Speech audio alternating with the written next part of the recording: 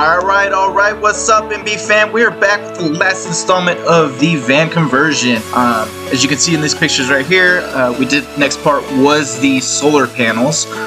Those went on very easily. As a matter of fact, they were a little heavy to get up onto the top, and I did manage to break my father's bulb inside of the garage, but that's okay.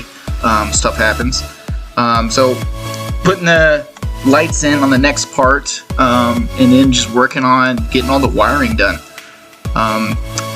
When I did put the solar panels on the top, had to make sure that all of the screws went in snug, and as well as sealing them with caulk and anything else to make sure that water does not go through. And here you'll see the charge controller as well as the remote meter.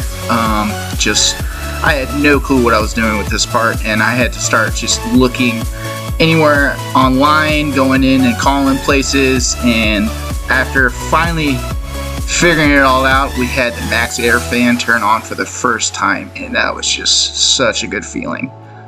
From here, it felt like I was at the home stretch and really got that last boost of energy to want to actually finish up the rest of the van, which is probably why I didn't post these videos for the longest time. But yeah, so next part was actually getting the rest of the countertop in now that the wiring was through and finished. Started off with a stain, cutting it out, and then a nice epoxy on the top. Once that was in, it really started just coming together, and pictures just didn't do it justice for how good it felt. Just continually just putting it more and more pieces together, even though I never finished one thing at a time. Just jumping around, it was slowly all coming together. From that point, I had to cut the rest, another hole in the roof to get those wirings through for the solar panels, so that I can actually charge the battery. It was a 200 amp lithium battery. And after having that battery for a little over a year now, it has lasted, and you don't need too much. 200 amp lithium battery, more than enough. It costs around $1,000, and that battery has lasted for a while.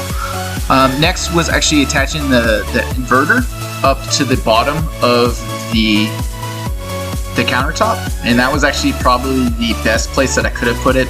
There just wasn't enough room down there to get enough airflow, as well as just having that plugs in an accessible position. So it was actually really nice, just coming out right at the end. If I ever needed to open up the back doors and just plug something in, I could do so. And then from there, putting up the rest of the wall, getting all the insulation in, and then figuring out what I was going to do about this roof. That was probably the most daunting thing, especially doing it by myself, not being able to hold and do the screws and all that, which I was able to manage to do after a while. And from there, just putting up the rest of those little panels one by one. Didn't take too much, just a couple screws. And each one into the wood, but made a little bit of a frame to attach the woods to, or those wood panels to. That way I could conceal all of the wiring. I did add some extra, I think it was a 1/4 inch layer of insulation, that foam little board insulation, and that just helped with the sound, as well as just keeping the heat and the moisture outward. And after there, putting up the lights onto the roof, and it really started coming together. I didn't finish the rest of it for a little while, taking a little break, and then got right back to it and started putting the rest of the roof in. And then once completing that was the biggest challenge of actually starting the plumbing and figuring out what I was going to do with that. And honestly, I had no clue for the longest time. I went and talked to all the people at Home Depot, Lowe's, trying to figure out what other people did with theirs. I am definitely not a plumber, I'll tell you that. And was I going to do 2 tanks? Was I going to do 1? How was I going to place them? As you can see in this video, the 1 tank, is what I ended up going with, because 2 had 0 room for anything.